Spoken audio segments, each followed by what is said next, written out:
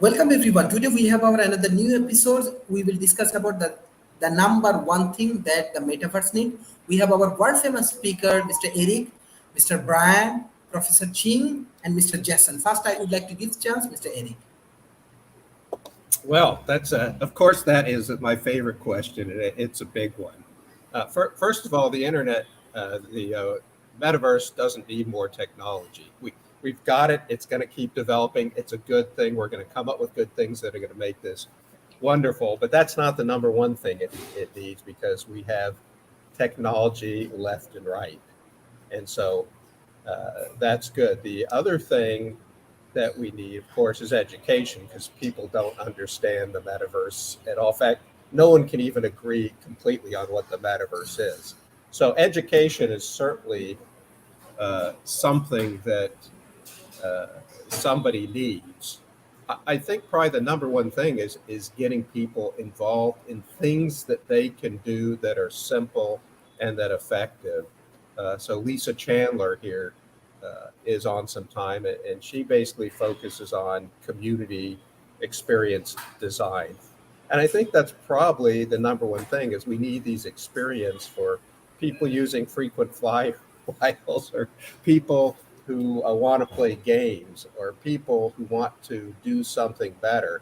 So I think people learn through those experiences the way the metaverse is doing things. So that's I think one of the things that the metaverse needs most is just people creating experiences for the average person. There's plenty of experiences right now for early adopters or innovators, people that go in just because it's cool and new, like a lot of people here will just do it because it's new and we love it, and you can have a lot of fun.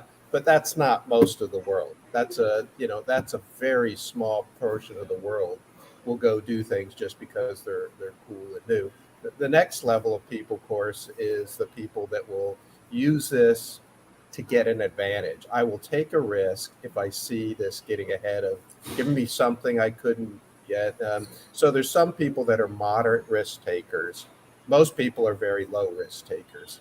So we're not quite there for most things, but we could be. We could come up with things that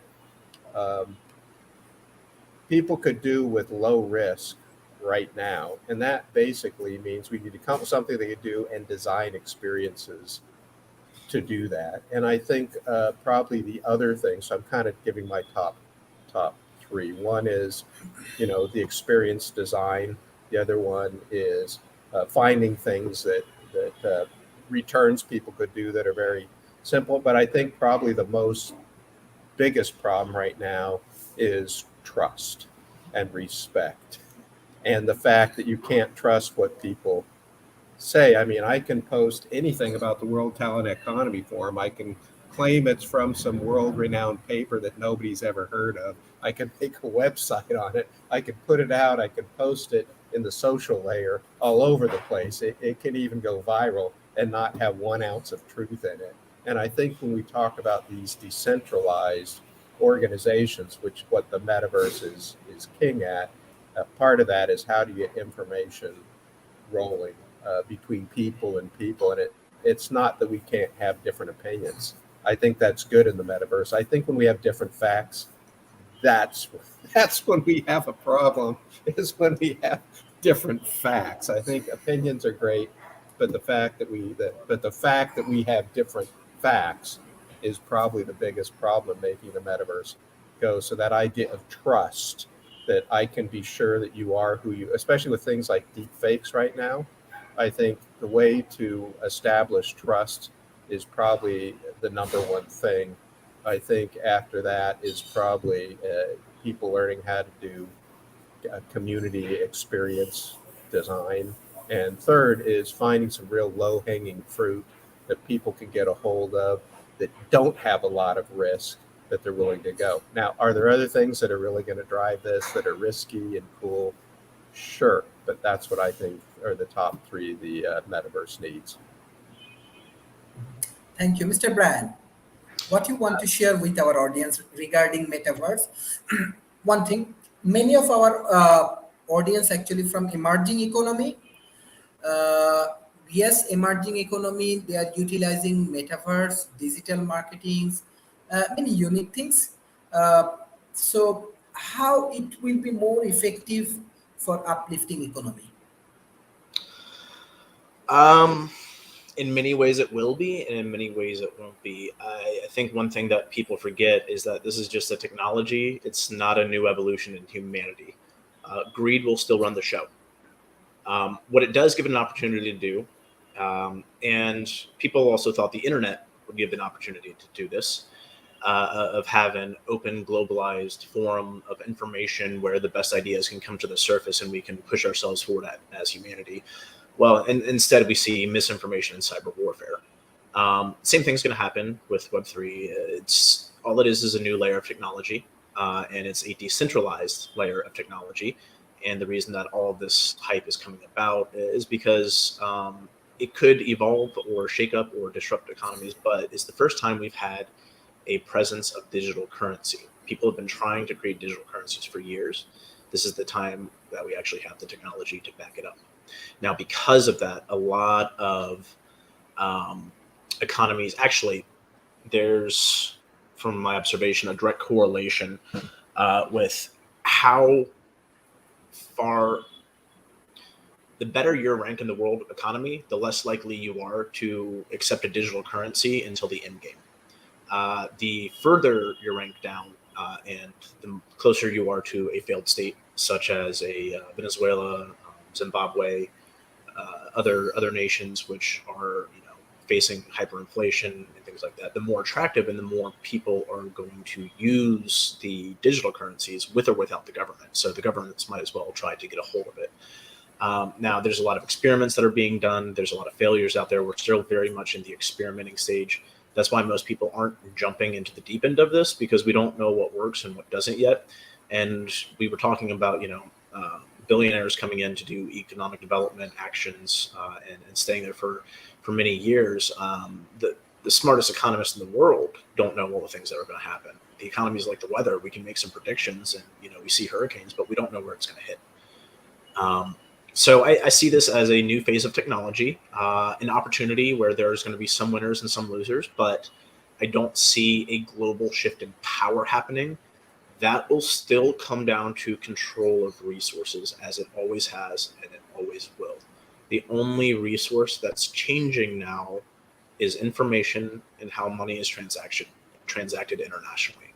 Those are the two major things that we're going to see.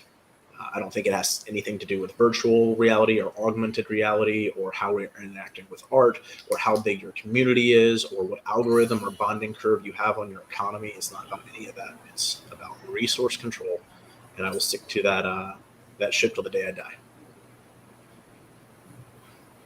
Thank you. I'm just sharing one of the important informations. Uh, this paper actually published by Focus Economics. I think this is very authentic source of data and research.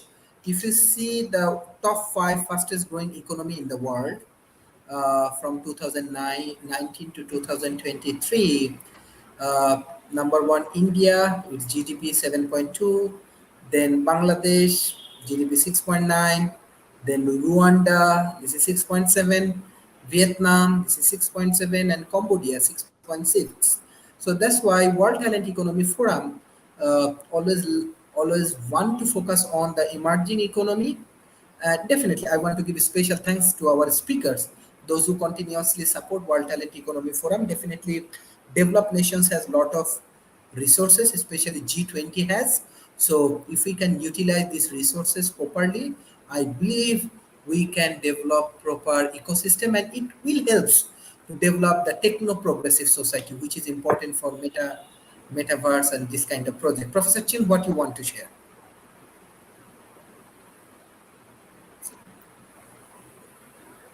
The question is actually quite good. It focus everything into one place. Where this is a metaverse is not doing well. Okay, and the thinking is probably not there. They need to open their mind to other ideas. The number one thing that the metaverse needs is product, simply, okay, which justify the development cost. Okay, what I think, I guess right now is that this problem is so big. The whole company is going down the drain, and we need to everybody should chip in some their own ideas. I hope that we will, we have offer some basic idea, but this actually, Brian, the area offer some more, it's not big introductory idea. It's more or less into the business. What I would say is this: okay, they need to do something that other people cannot do. Okay, for example, we've been try to introduce idea of contact double hitting for sharing for so many years. Okay, how do you hit the ball which will contact the racket more than once in one small stroke? That is what Facebook Meta should do. Okay, nobody can answer this question of contact for 300 years. If they can demonstrate this, then they should dominate it, demonstrate and dominate. They can do this so easily. Okay, they can do it.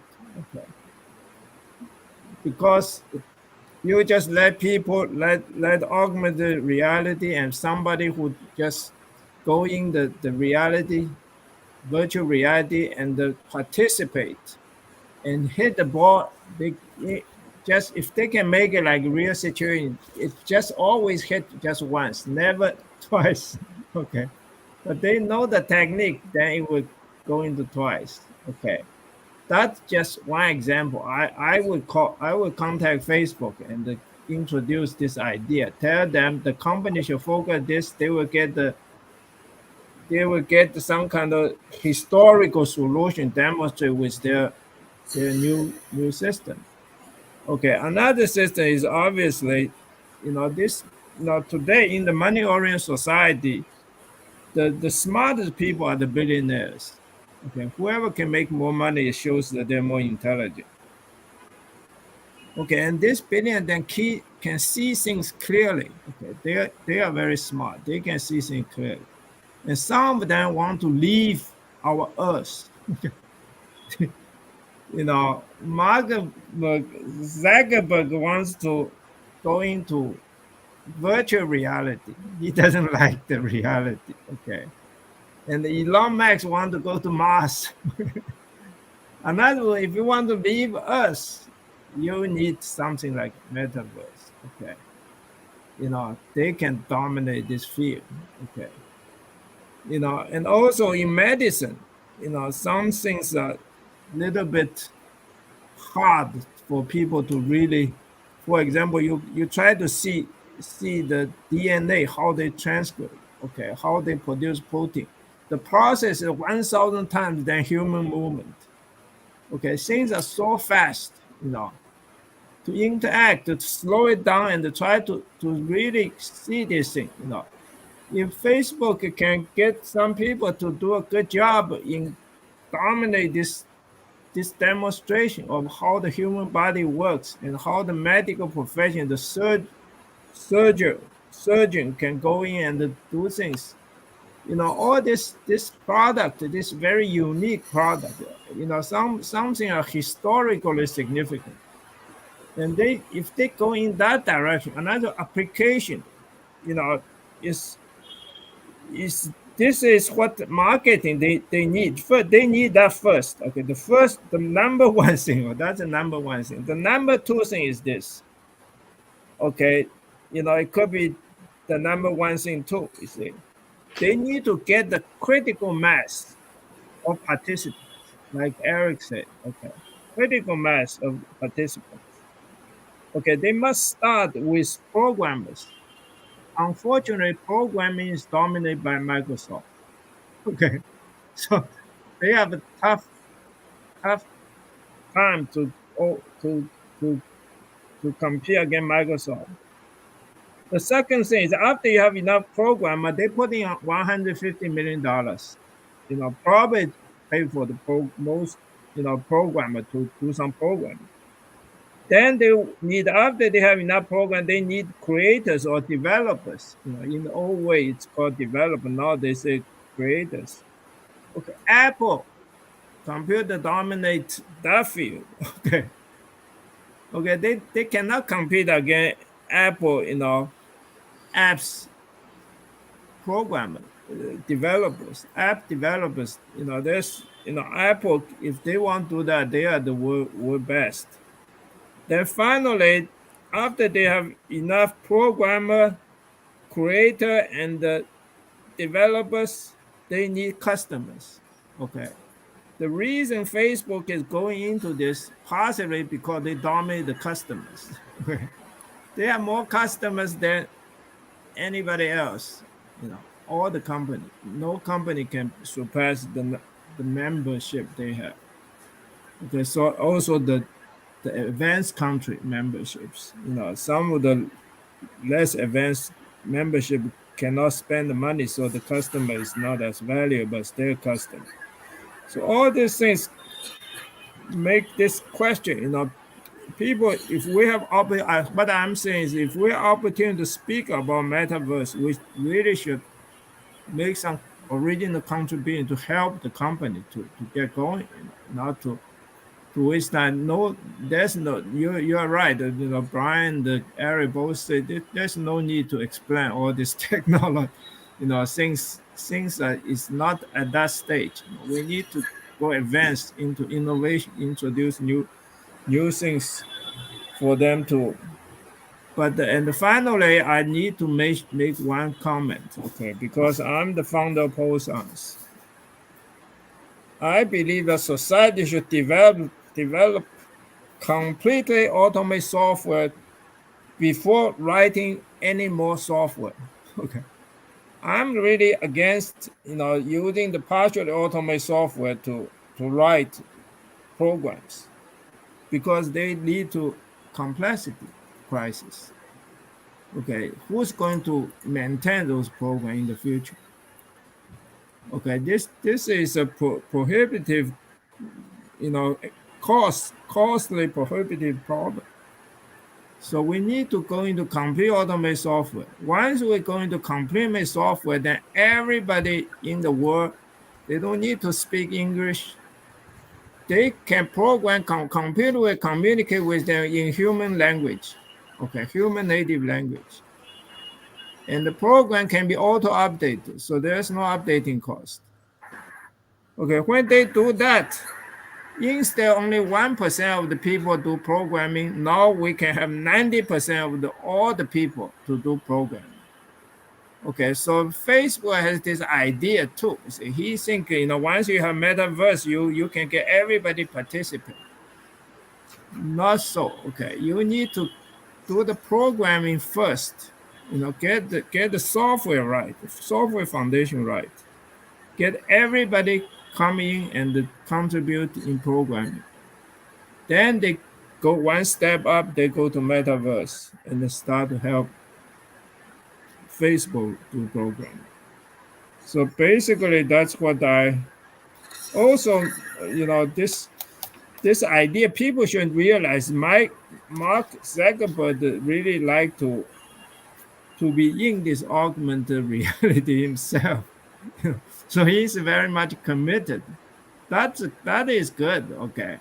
Because he sacrificed all his money and his stock investors' money to get going with this. And this is a natural progression from text to graphics to picture to videos based on multimedia, and then finally to this metaverse. I'm glad somebody started to do it. They think they want to eventually capture this entire market, be the leader in this field. This is good. If they can control this whole field, it's a huge field. But look like from the point of view now, is, Sheriff, Dr. Sheriff has raised the right question. What is the number one thing we need to offer them to get things going? Okay, we encourage this, but we need to be efficient in talking about this subject. Yeah, that's my okay. Jason, you can take Thank you. over. Mr. Jason. Thanks. Hey, yeah, I'll say it two ways. The first way is about being holistic, in that it's not that the metaverse needs anything in particular. I don't think it's that it just needs to advance on all thresholds in terms of like the parts that contribute to the whole, like connectivity, more people with stronger connectivity, the network effect. Erica had, I think, really made the main point, which is that people go to where other people are. And if there's an established effect of people being there, that is the desirable element. It doesn't matter where that much. In an earlier conversation, we had talked about how the essence of a great party doesn't matter about location. You can have it in a field. It totally doesn't matter. You can have it in a desert. You can have it on a boat. You can have it in a fancy building if you want to, but you can have a party anywhere you want, and people will go to it as long as some people are there. The right people, whoever they want to go visit. So it needs to be whole. I think that we need to view it as a whole, and we also need to understand it doesn't need anything. We want it to be something. There's a difference there. I'll use the example of the language of Esperanza. If you're familiar already, Esperanza was a language that is the newest language. It was meant to be a hybrid, to be the most accessible sort of middle ground language, because learning English is really difficult because English is really confusing. And if only more English speakers were willing to learn Esperanza, then the whole world could get on board with that like way easier, right? But Esperanza didn't get a lot of popularity. It didn't get a lot of uptake. And it's not, who knows what the future of Esperanza will be. It's still out there, but it was never whole. Like a whole language has expressive nuance to it. There's subtlety to, like, it's not just the word, it's how you say it. And there's also slang. Like existing languages have slang, and they have a network effect to that, for all that. And that's Esperanza, to pick it up, it was almost impossible to make a joke, sort of, using Esperanza. And so that's why it was not whole. Even though it's a whole language, mathematically the alphabet is complete. It's missing the human element. What humans do to mark their village, sort of, to make it their own thing, like to take the language and make it their own language. And that, yeah, that's, if the metaverse needs anything, I think it needs that. It needs to be looking at itself that way, or developers for it need to be viewing it that way. I don't know. I think I'll just start with that. We've had some long answers so far, and I think that we got a good start on covering the base with that. So, Thank you. Mr. Eric. So some great points. I don't believe that what we really need is going to come from the big players, and not that what the big players isn't doing great. As we get more 3D and virtual experiences where I don't have to put big goggles on and it's easy, that's going to be cool. But the key to think of is those people, those organizations that are big right now have a much stronger interest in the status quo. So really what they want to do is just tweak what's going on now a little bit, enough to draw the customers to them. And the big challenge is that if you look at the metaverse, it's not the same as what you can do the things we do now in other things, but it's not the same. You know, it's like when we get the phone, it's like, okay, well, that's talking, but you can do things with a phone that you could never do face to face. And so at each layer you put in, it turns out it's different, but we don't realize that. We try and do what we've always done, and then we realize, oh, there's something new here. But I think Jason brought up the point that, and Brian did too, that people are always people. So it doesn't matter what new thing and how it's not the same, we're still people in it, but we don't realize the real power of the new technology because we try and do what we're comfortable with. So there's always that battle between what's better and what's familiar. And big companies like to keep as close to the familiar. They want to be just as better as they can, enough to move all the customers to them. So where do all these, I mean, if you think about it, Amazon wasn't created by a big company. You'd think, why didn't none of the big stores do it? They didn't do it. Tower Records was huge. Why aren't they the music distribution company? Should have been. They're not. So, Uber wasn't created by a taxi company who said, hey, we can really get this market. So they're all created by these small organizations. So how do things happen? Well, first of all, as people, we like to do what I'm calling play. And I think we're playing right now. We're doing things we like to do just because we like to connect and do things. And as we start to play, we start to share and we start to create. And the key is, how do you move that creation into distribution? What does the metaverse have the potential to do that nothing has done before? Create these decentralized autonomous groups, kind of like Professor Cheng said, that come together and do things. The key is, how do we get people to do those things? And that's kind of what I was talking about, is you have to let them connect and with trust. Basically, it's a lot of a governance problem. How together do we decide to do stuff together? How do we play and create and share in an area of trust? So that's why I think that's the number one thing the metaverse needs, because that's where this stuff I think is going to come from. It's going to come from people we may not have even heard yet doing things. I don't think it's going to, I think we're going to get technology advances. We're going to get some awareness advances from big organizations, but I'm less convinced that they're the ones that are going to drive the next big thing.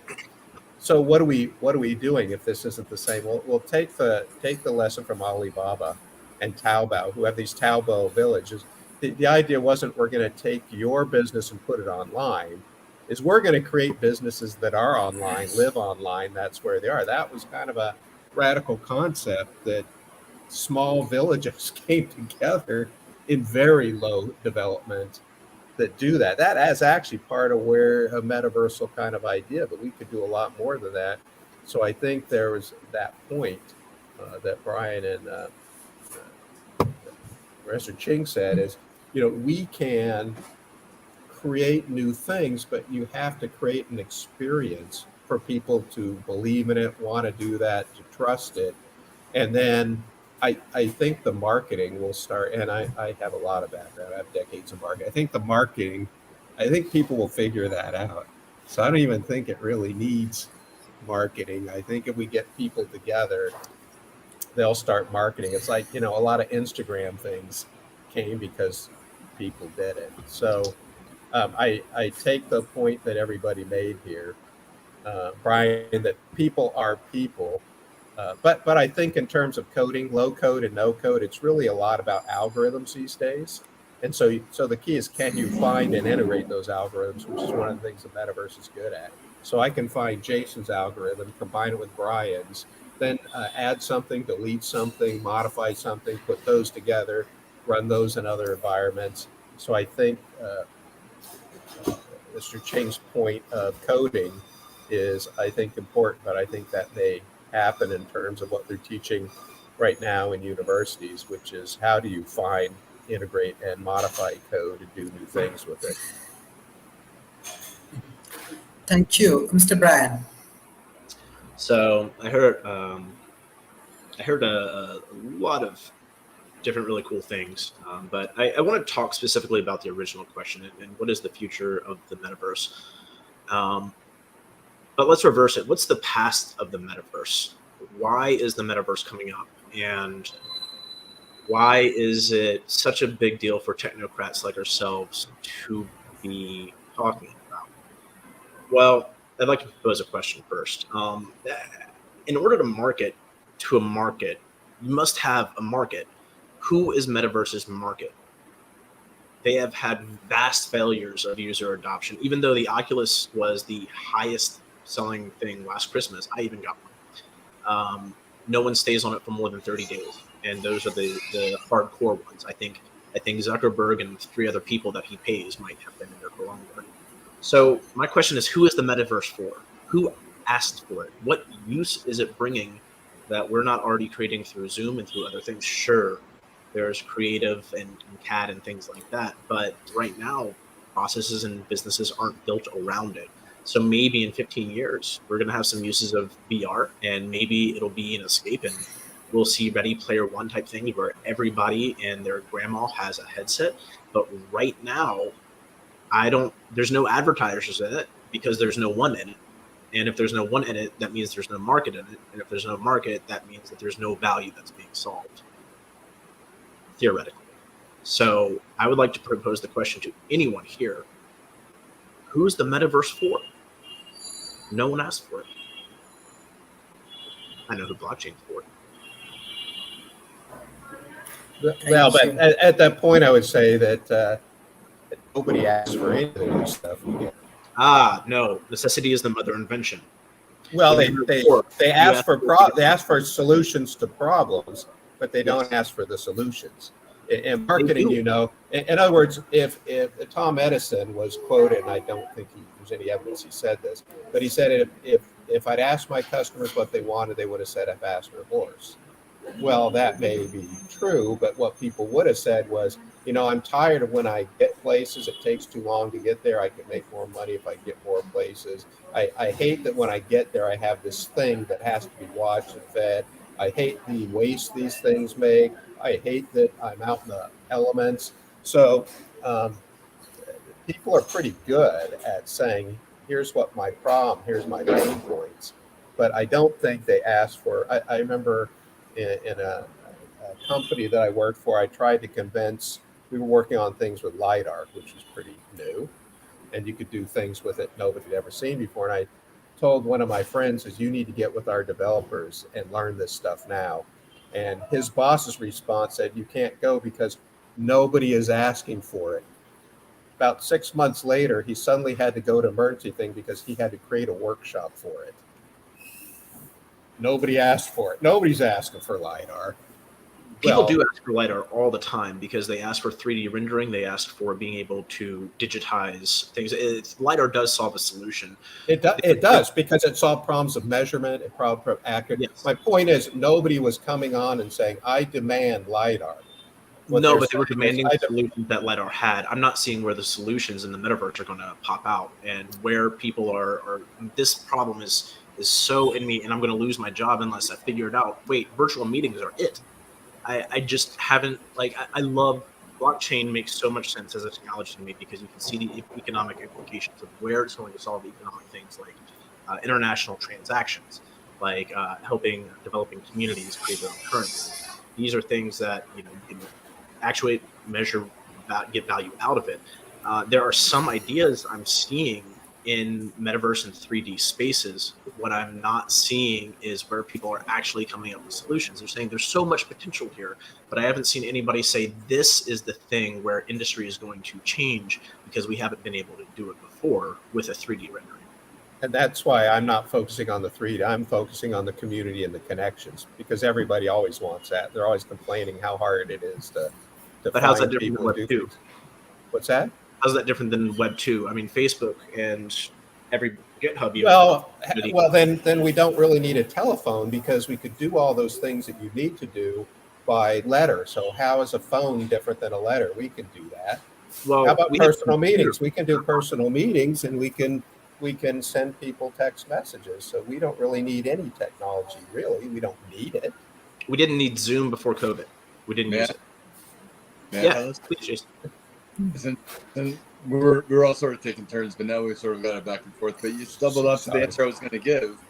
Which is it needs to make a defined leap from 2 to 3, because metaverse exists in both. Metaverse is a continuous thing that has a long trail history that is like the ecosystem of ideas and knowledge, and that what it needs, if anything, is to define its baseline and its difference. Because yeah, Metaverse is both Web 2 and Web 3, and to each their own, right? People use all types of the web. Yeah, Eric, I'm inclined to absolutely agree with you. I'm playing devil's advocate for the most part. What I want to see is where that leap, like Jason, is going to come. That's going to lead to mass user adoption. And I think about this stuff all the time. I just haven't seen it. Yeah, and I think it's going to come. That's why I'm such a big advocate for communities, because I think that's where a lot of it's going to come. We don't know. That's I guess that's my big point is we don't know. It's going to come from somewhere.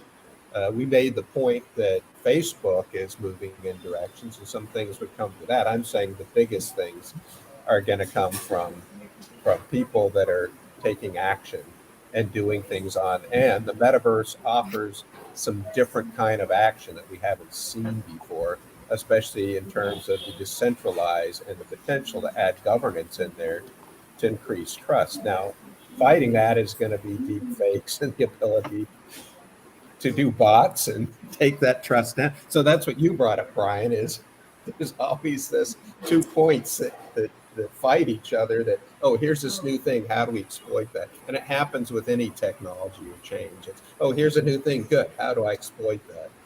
And so here's a new capability. Oh, here's a new problem that it brings along with it. Yeah, Brian raised a good question. This is actually a central question. It involves the current discussion more than any other topic, because what can Metaverse do? It can do the future. Okay. You cannot, everyone is doing now, okay, present. Okay, it can do the future. So Eric raised this question. This is a debate. It's not a criticism of anything. You see, I've been talking to Brian privately on this thing of the future. After the age of science, what age will come after the age of science? I'm now discussing with Patrick Freeman. He wants to do charter cities, design, governance. Eric mentioned governance so many times. You should really look into Patrick Freeman. He's the person who's into governance utopia. Okay, we're trying to build a utopia for the future. Okay, so this is metaverse. You look at what people want to know. I'm in pole science. I'm very much against people-centered views. I like to look at the universal point of view. We need to eventually face our own extinction. Okay, we need to solve all these crises which will come to us. Okay, the military crisis, the environment crisis, all these crises, these are in the future. Okay, we need to look in the future based on this process. I said before that the progression, the natural progression is going up from graph to picture to video to multimedia to now to metaverse. Okay, this is descriptive knowledge. It has to go up, okay, in order to solve the problem. You got to have structured knowledge, descriptive knowledge going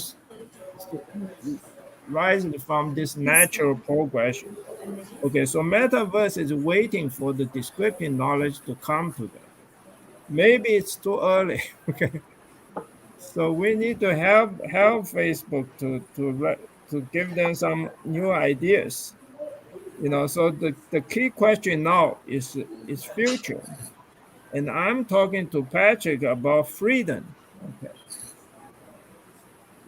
virtual reality need not have no constraint of laws of reality. Okay, they don't need to obey gravitation. They don't need to obey physics. But therefore, we need to learn to produce this constraint in the virtual reality. Okay, so we can test out Patrick's utopia in a in the future, okay, in a metaverse. Okay, and I think this will probably be just this one big project will be really good. Okay, you test on new laws, new governance methods. Okay, so basically this freedom and the future are the two interacting things. Personally, let me say something for myself. I like to inject a few of my own idea. My own idea is, people talk so much about freedom. You know, I don't think there's freedom. Okay, a robot has no freedom until the robot designer give it the freedom. What is this freedom? This freedom is the range of tolerance for the robot to move, okay, to think. Okay, so this is, I'm the heir to Lofty Sadeh, the father of fuzzy logic. Okay, what we're talking about is we say that the range of tolerance, fuzzy logic should, with finite range of tolerance, should replace exact logic as the foundation of knowledge. We think today even the foundation of knowledge is incorrect. And this deal with freedom. And the freedom we're going to will also correspond to the future. The future part is metaverse should look into new knowledge, okay, something nobody else can do, okay, and also into the future, somebody else try to do, but it's not may cost too much to carry out. Okay, you want to design a city, charter city, you make a metaverse and see how people interact, how things work out. So all these things, involve future. So that's my contribution. I say, Facebook should get in touch with Patrick and see what they want. Okay, sure, Jason, take over. Well, I really Sure. appreciate that segue because I can really build on that. Good. And that's the element that people need, and what Metaverse needs is to match what people need actually, and to be found. I was going to say in a technological way, Web3 search like discoverability, a search engine would be a technological step to this, but like I actually lean in favor of Eric's perspective on that. People don't know what's out there. People don't know what's possible quite fully. So necessity, they know what they need. They have an idea of what would be better. But at the same time, they don't know what is actually possible in all cases. And that demonstrations are important. I think that proliferating demonstrations are probably a good starting place to becoming more discoverable. But freedom, right? Like there's a lot to that, and it's obviously like the big desirable condition. It's like a condition of a civil society and a condition of a person. And what I would add to that is that what we assume to be true about it usually isn't. We think like sort of almost instinctively that a person has more freedom if they have more authority, but that's almost not ever true. The correlation is inverse, that a person who has a lot of responsibility has few choices. The more responsibility a person has, the more narrow their list of reasonable choices become. The truth about freedom is that a person who has no responsibility at all has all of the choices available and they can basically do whatever they want with themselves and no one will notice or care or interfere. And so there's that. I mean, there's more to freedom than what meets the eye, and that discipline is an important part of it, because just because a person has like the lateral movement that they could do a thing without being interfered with doesn't mean that they've got the discipline to take that direction. That in order to have freedom, a person needs like pragmatism with it. They need options, because there's some toxic language out there about what is freedom. Well, everyone has equal opportunity, But then when you look at reality, you can see that the opportunity is not really available. It's theoretically available. It's like theoretically speaking, legally speaking, no one will interfere with you. Therefore, that means you have the opportunity. But we know that's not what opportunity really is. And I think that's true of Metaverse. We need to know that about Metaverse, and that people want freedom, and we need to understand what that is in order to give that to them in the first place. And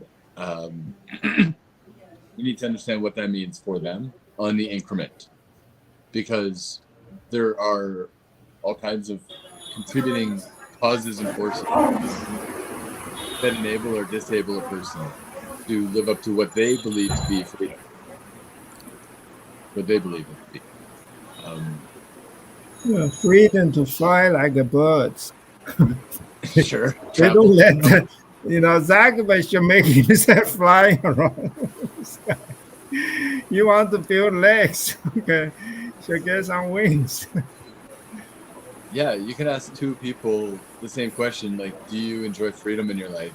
Even if they have similar circumstances to each other, but they don't know each other. They're discrete, right?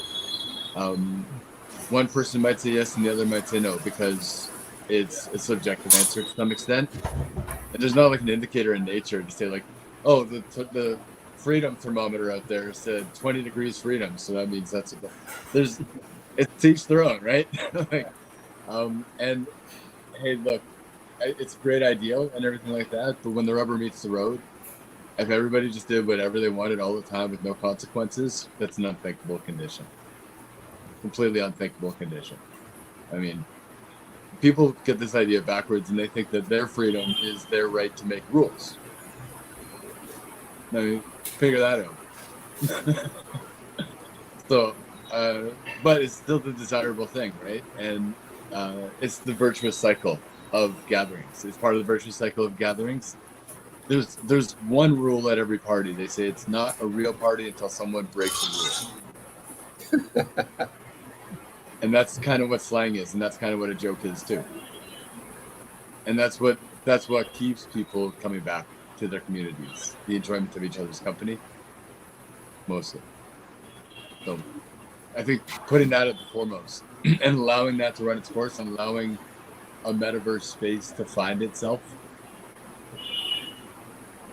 is probably what it needs. And in a technological sense, what it needs is probably better discoverability, at like a defined baseline and a defined leap from 2 to 3, and a search engine for 3, a search engine for the Web 3 version, and make that.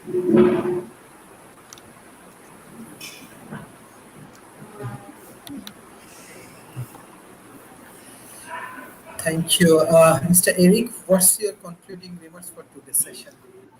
Well, we talk about freedom, and a big thing looking at the past is freedom of religion. And people fought hard for that. In fact, if you look at the Northeast United States, you go, why do we have these states and why are some of them small? Well, every religion took its own state, but then they didn't particularly want to give freedom to anybody else in that region to do their own, except for Rhode Island. That's why it's so small, because that was the only place that said, sure, all ideas are welcome here. And then we came up with this idea of freedom of government, the United States and other democratic experiments where let's have freedom of government. And now a lot of people are escaping for freedom to the networks. So the networks may be more powerful than government. Like right now, the United States is divided up into these. People run to their networks before they run to the government. And they listen to whatever their network says. And there's all kinds of good networks, and there's some pretty bad networks that believe in some pretty bad things. But if you look at the book, The Network State, and you talk about cities coming up with that, people are saying, I am escaping to the network, which is driven by all these metaversal technologies coming in. I'm escaping to the network to gain my freedom. And it's the freedom to build cities. It's the freedom to have thoughts. The big problem with that is when that network is infiltrated by bad cultures and distort misinformation and distortions of truth. So that's the big problem with escaping to the network and the metaverse is when we lose track of reality. I mean, I'm a huge fan of diverse opinions, and of Brian just arguing with me here, and I think that's great. But some people want the freedom to tell everybody else how to live their lives and write their lives for them, and other people want the freedom to write your own life. That's always been a big push. So now people form networks where we've decided how everybody writes their life. Everybody in our network does that. That's great for them. But then other people say, no, we have the freedom to do what we want, and we're going to go in our own network. So, the first thing I said is the big thing we need is the ability to have confidence and trust and respect as we build these networks. And the second thing is to make it easy for people to connect and do things. And I think the idea brought up of being able to turn that into code, because when you live in the metaverse, that freedom comes from code is behind all that. So I think that idea that was brought up here about coding is an important one. So, I would say, talk to Brian, what's different? People are running to the network for freedom, and that's where they want it. But there's some real threats in doing that, and there's some real possibilities. But I think it's within those networks that people are going to come up with new things none of us have thought of before.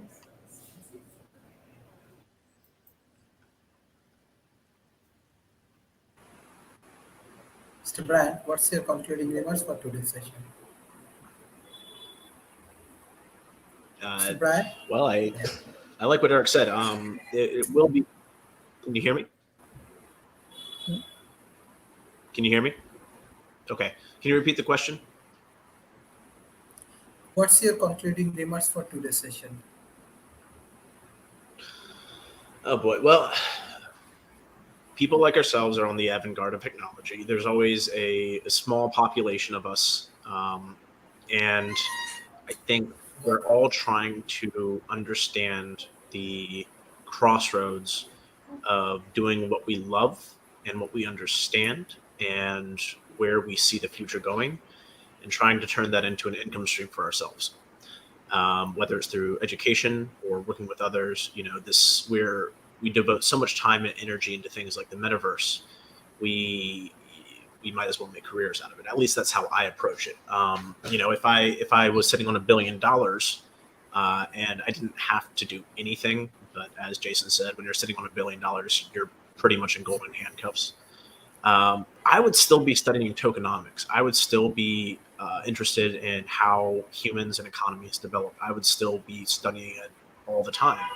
Every book I read is about economies, anthropologies, ideas, human evolution, those things. And so what I see is that this is just the next step. We all know it, and we're all creating our own unique perspectives on it. I think the best thing we can do is speak with each other, just like the gurus of past, in order to understand religion further. This is our religion. We need to keep talking with each other and keep having these powwows. But action, a lot of people talk about, is a thing. But I think all of us also take action. So the rest of it is probably patience, honestly. And I know I have a huge problem with patience. I always want it done now and done my way and done yesterday. But this technology is going to evolve whether we push it or not. So I think, grab your surfboard, try to ride this tidal wave as best as you can. If you fall down, get back up and enjoy it mostly. I study a lot of the words of Krishna in the Bhagavad Gita, and one of the things that he says is do not work for the fruit of labor, work for the service, and find enjoyment and desire in the service of the work. And that is, I think, how we will find enlightenment in this industry. Thank you. Mr. Ching, what's your concluding Yeah, remarks well, for today's session? I'm glad we're talking about this idea of freedom. Although Brian and I are supposed to be working on some project together, right? Okay, and this I'm making great progress in this project, by the way. Okay. You have virtual reality, you have reality. Okay. In reality, you really have reality and nature and man. Okay, you can separate this. Nature and man belong to reality, but they can modify reality. Okay.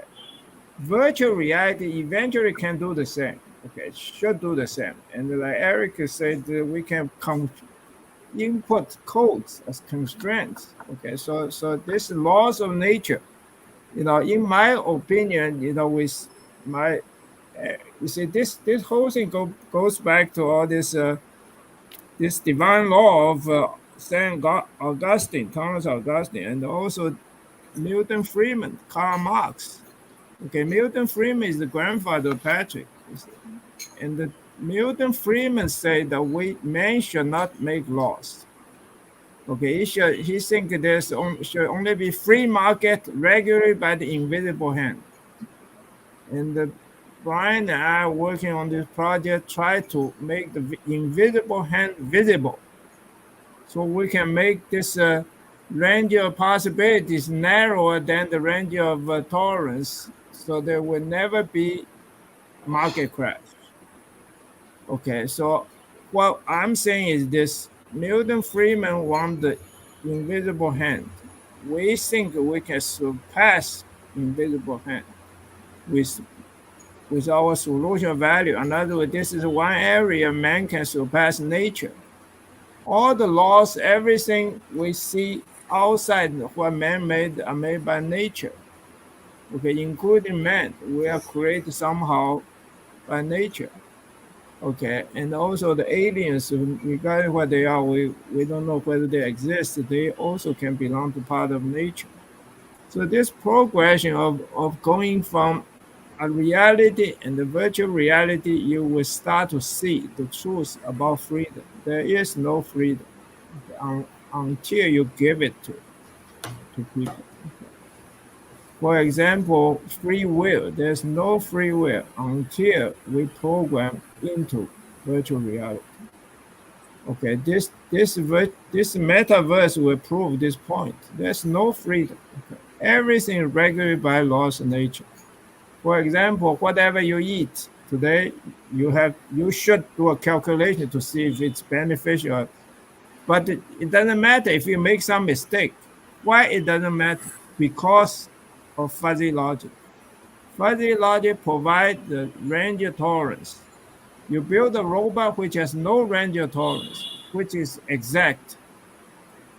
When you want to make a robot into a human, you want to give it range of tolerance. Okay, so it can move in different directions and can make decisions free will to, that will give it, this metaverse will eventually give, show people what is really freedom, what is the basic foundation of freedom. Okay, so this is what I think. I think Brian and I should continue work, and now we have Patrick, and he's got his son only 16, 17 years old.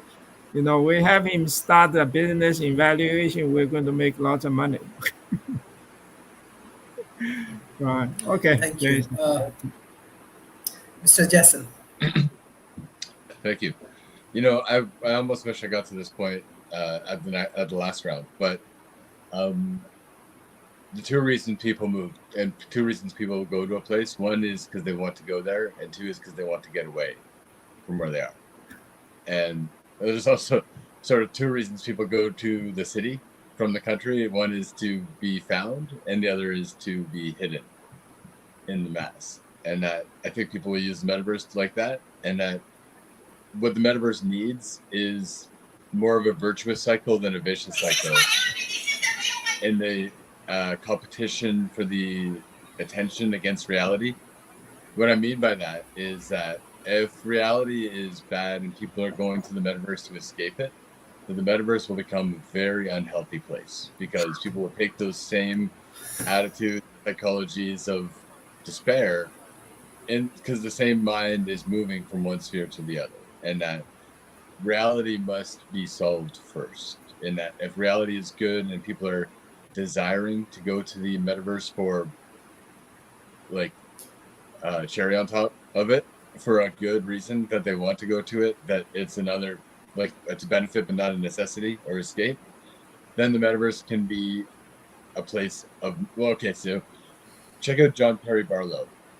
And John Perry Barlow's EFF, the Electronic Frontier Foundation, in some writing about like the society of mind, the ecosystem of ideas, and how we're a reflection of our environment in reality, the world we live in day to day when we wake up in the morning, and we bring that with us to the metaverse, right? So we have to understand that the metaverse doesn't stand alone, that it starts in reality on the biosphere, and that the economy of the biosphere is really sort of what we're hoping to solve with metaverse. If we're asking, what does metaverse need? We could say, like, well, there's a goal behind that goal, right? Metaverse doesn't need anything by itself. We want metaverse to help us solve the real economy, right? So maybe that's sort of the answer that I'd give. In the end, ultimately, is stay focused on keep your eyes on the prize kind of thing. Like, make sure the metaverse really does drive solutions in reality, because the metaverse is not a goal unto itself. It's more of a means.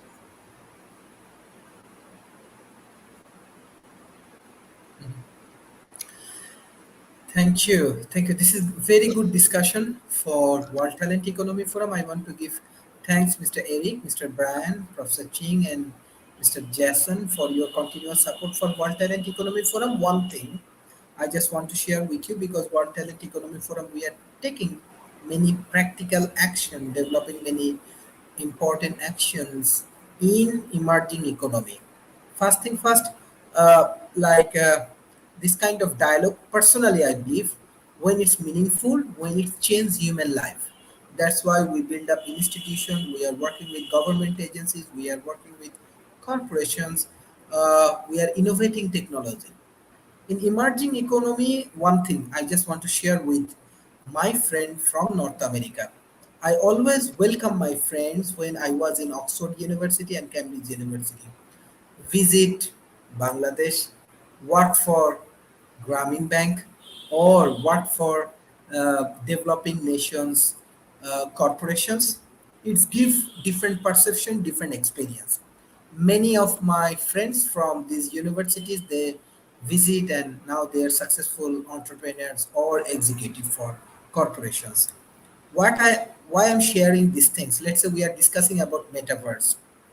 I believe when we do a practical projects, example in a islands, in Dhaka or in India, and we can help uh, different grassroots level people to utilizing this metaverse and solving their business problem.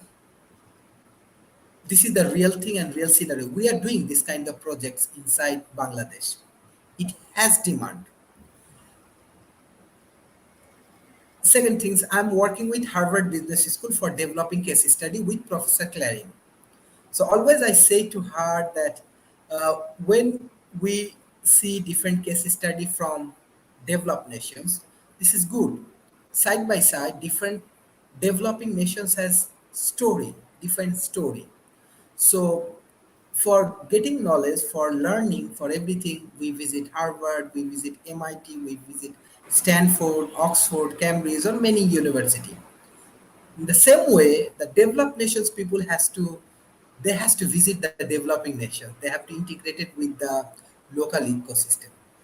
Maybe this way we can develop the real and meaningful solution for the global community. Uh, Example, I know in Bangladesh and Kolkata, all between 300 million people, they speak in one language. Yes, they are big fan of technology, they are big fan of metaverse and this kind of things. But when this technology actually help them to uplifting their lifestyle or solving their real business problem, that time it will be more meaningful. That is the way actually World Talent Economy Forum working. We are doing this kind of open dialogue and we are developing projects. We are providing training. Last week we worked with Central Bank and 25 different bank. You can see our last episode. And this is the way we are taking action, and it become revolutions of the emerging economy. So hopefully all of our contribution can create a positive impact. So we have to be more open-minded. We need to learn from each other. We need to make friendship. We need to go for collaborations. And the same way, we have to visit North America. North American people has to visit South Asia. And this way, we can develop more meaningful dialogue and contributions. Thank you, Mr. Eric, Mr. Brian, Mr. Chings, and Mr. Jason for your continuous support for World Talent Economy Forum. Thank you. Bye bye, and take care. Thank you.